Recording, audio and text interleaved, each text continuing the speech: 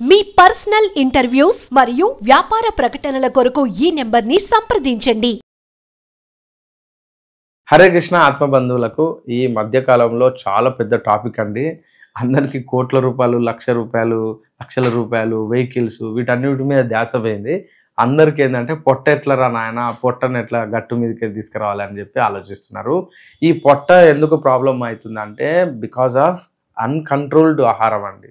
ఇక్కడ జీర్ణకోశ వ్యాధులు అంటారు కదా, తినాలని ఉంటుంది, బాగా ఆకలి ఉంటుంది, పాపం తింటే భయం స్టార్ట్ అవుతుంది, అరుగుతలేదు అనమాట అందరికీ. అది ఎందుకు అట్లా జరుగుతుందంటే దాన్ని మిస్యూజ్ చేయడం వల్లనే అట్లా జరుగుతుందండి. ఇప్పుడు ఏదైనా ఒక ఇనుము ఉంది, ఒక ఐరన్, దాన్ని స్ట్రాంగ్నెస్ ఎట్లా కాపాడుతామండి?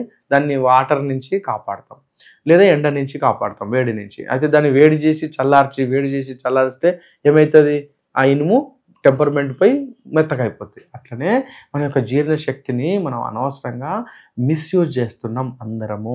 ఎలా అంటే విపరీతమైనటువంటి ఆహారాలు తీసుకుంటున్నారు, అరుగుతుందా లేదా అనే సంబంధం లేకుండా హెవీ ఫుడ్స్ తీసుకుంటున్నారు ప్రజలందరూ. సో ఇది జీర్ణకోశ వ్యాధులకు మెయిన్ కారణం.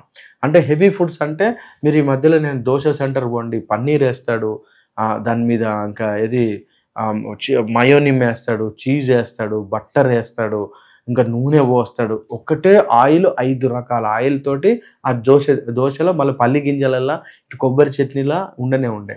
అంటే ఆ దోశ కానీ ఆ పిజ్జా కానీ అది ఎంత హెవీ ఫుడ్ అంటే అది అరగదండి. అది ఎందుకంటే అది అరగాలంటే బాగా కాయ కష్టం చేయాలి. కానీ ఇప్పుడు మామూలుగా సింపుల్గా తినేస్తున్నారు ఒక దోశ. అంటే పన్నీర్ బటర్ మసాలా అంతే, లేకుంటే పన్నీర్ దోశ, లేకుంటే బటర్ దోశ. ఇది ఎక్కడిది అసలు ఈ సంస్కృతి? ఇది ఏమవుతుందంటే హెవీ ఫుడ్ తీసుకుంటున్నాడు, దానికి తగ్గట్టుగా ఎక్సర్సైజ్ లేకపోవడం వల్ల జీర్ణకోశ వ్యాధులు రావడానికి అవకాశం ఉంది. ఇంకొక మెయిన్ పాయింట్ ఏంటంటే ఆయుర్వేదంలో ఏం చెప్తాడంటే ఆకలి అయితేనే తినమంటాడండి, ఆకలి లేకపోతే తినొద్దు అని చెప్తాడు. ఇది రూల్, ఫస్ట్ రూల్. ఆకలి అయితే తినాలి, ఆకలి కాకపోతే తినొద్దు. కానీ ఇక్కడ బ్రేక్ఫాస్ట్ చేయాలి, లంచ్ చేయాలి, డిన్నర్ చేయాలి అని చెప్పలేదండి అక్కడ. మీరు చూడండి, ఎప్పుడైనా కూడా పెద్ద పౌరాణిక సినిమాలు కావచ్చు, ఎక్కడ కానీ వాళ్ళు ఆహారం తీసుకునే టైము అవన్నిటి గురించి ఎక్కడ చర్చించడం జరగలేదు. నీకు ఆకలి ఎప్పుడుందో అప్పుడు తినాలి, ఆకలి లేకపోతే అది పరమాన్నమైనా, పంచభక్ష పరమాన్నాలైనా, లేకుంటే ఇంకా పుల్లారెడ్డి గారి స్వీట్ అయినా ఏది కూడా టచ్ చేయడానికి అవకాశం లేదు. ఇది బాగా గుర్తుపెట్టుకోండి. మీకు ఇంకొకటి కూడా ఉంది ఏంటంటే ఎవరి అరుగుదల ఆ జీర్ణశక్తి వేరే ఉంటుందండి. ఇది చాలా ఇంపార్టెంట్. కొన్ని కిరోసిన్ ఇంజన్లు ఉంటాయి, అది ఆ స్పీడ్లోనే తిరుగుతుంది. ఇంకోటి పెట్రోల్ ఇంజన్ కొంచెం ఎక్స్ప్రెస్ స్పీడ్, ఒకటి డీజిల్ ఇంజన్, ఇంకొకటి వచ్చేసి ఏరోప్లేన్ ఫ్యూయల్తో కూడిన ఇంజన్. అది ఎక్కడికి పోతుందంటే 6000 RPM నుంచి ఏం తక్కువ 30-40 RPM పోతుందండి ఏరోప్లేన్ ఇంజన్. జెట్ ఇంజన్లు అయితే ఇంకెక్కువ RPMs. సో ఇక్కడ ఏం జరుగుతుంది అంటే అన్నీ ఇనుముతోటే తయారైనాయి ఏది ఇంజన్లు, కానీ అందులో పోసే ఫ్యూయల్ ఉంది చూసారా, వేరనమాట.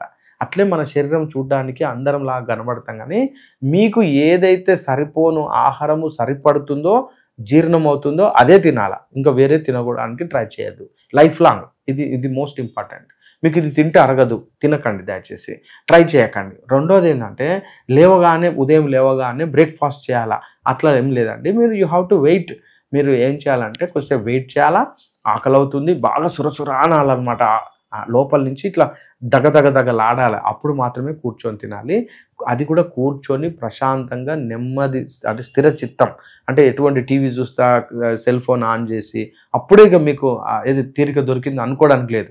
ఆహారం తీసుకోవడం అనేది ఒక పెద్ద ఆపరేషన్ థియేటర్లో ఆపరేషన్ చేసే పరిస్థితి లాంటిది. ఇంకా చెప్పాలంటే ఏదైనా ఒక పెద్ద మెకానిక్ కనుక వర్క్ చేస్తే ఎట్లా చేస్తాడో అట్లా మనం ఆహారం తీసుకునే పద్ధతి ఎలా ఉండాలంటే ఒక యజ్ఞం చేసినట్టుగా ఎట్టి పరిస్థితిలో మనము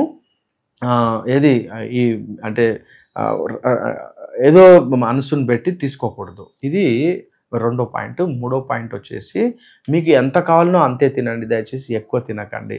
ఈ మధ్యలో మనకు తెలుసు కదా, చాలా ఫంక్షన్స్ లేకుంటే ఫుడ్ కాంపిటీషన్. మన సౌత్ ఇండియా అయితే ఇంకా ముఖ్యంగా అసలు ఎట్లా అంటే ఫుడ్కు పెట్టింది పేరు హైదరాబాద్ అండ్ తెలంగాణ అండ్ ఆంధ్ర అండి. మనం పుట్టిందే తినడానికి పుట్టినట్టుగా నిజంగానే పుట్టాము. మీరు చూడండి, రష్యా ఉక్రెయిన్ యుద్ధాలు, లేకపోతే ఇంకా లెబనాన్ యుద్ధాలు, వానికి అసలు కొత్తిమీర ఎక్కడిది, పాలకూర ఎక్కడిది, చుక్కకూర ఎక్కడిది, గోంగూర ఎక్కడిది అండి. వానికి అసలు బయట పంట ఎక్కడిది, వాడు ఎంతసేపు ఆ మాంసం స్లైస్ ఇంత బ్రెడ్ ముక్కతోటి వాడి జీవనం మొత్తం లైఫ్ 100 ఏళ్ళు బతుకుతాడండి. ఇంకా 2 ఫుడ్లు మనకి ఇంకేం ఉండవు. కానీ మనము ఎంత తింటున్నాము, ఎలా తింటున్నాము ఒకసారి ఆలోచించండి. అందుకే అలా ఉండడం వల్లనే మనకు ఆ జీర్ణకోశ వ్యాధులు ఎక్కువ కావడానికి అవకాశం ఉన్నాయి. ఆ ఫైనల్ టాపిక్ ఒకటేంటంటే బయట ఆహారం తీసుకోవడం. ఇది చాలా ఇంపార్టెంట్. ఎట్టి పరిస్థితిలో బయట ఆహారాలు దయచేసి స్వీకరించకండి. మీరు ఏవైనా తయారు చేసుకోవాలనుకుంటే మీ ఇంట్లోనే అవసరమైతే మీరే తయారు చేసుకుంటే తప్ప ఎట్టి పరిస్థితిలో బయట ఆహారాలు స్వీకరించకండి. సో ఈ జీర్ణకోశ వ్యాధుల గురించి మరింతగా నెక్స్ట్ ఎపిసోడ్లో నేను చెప్తాను. అందాక ఇప్పుడు మరి ఇంత చెప్పారు కదా, మరి మాకు ఎలా అంటే ఎలా కాదండి, ఫస్ట్ మీరు ఆ జీర్ణకోశ వ్యాధుల గురించి కొంచెం అంటే ఐడియా పెట్టుకోండి. మీ జీర్ణకోశమే అంటే గట్ అంటారు, పేగు నోటి నుంచి ముడ్డి వరకు అంటే గుదము వరకు పాయువు వరకు ఉన్న పేగు అత్యంత టాప్ మోస్ట్ అండి. మన జీవితంలో దాన్ని పాడు చేసుకోవద్దు. అత్యంత జాగ్రత్తగా మనం నేర్చుకోవాలి, కాపాడుకోవాలి, మెయింటైన్ చేయాలి. ఇది తప్పదన్నమాట. సో జీర్ణకోశ వ్యాధుల గురించి చిట్కాలు కానీ అది నెక్స్ట్ ఎపిసోడ్లో చెప్తాను. హరే కృష్ణ.